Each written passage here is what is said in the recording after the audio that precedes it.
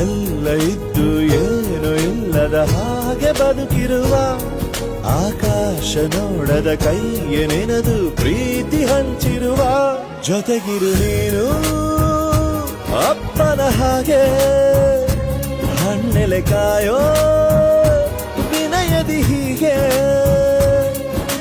ನಿನ್ನನು ಪಡೆದ ನಾವು ಪುನೀತ ಬಾಳು ನಗು ನಗುತ್ತಾ ಬೊಂಬೆ ಹೇಳುತ್ತೈತೆ ಮತ್ತೆ ಹೇಳುತ್ತೈತೆ ನೀನೇ ರಾಜಕುಮಾರ.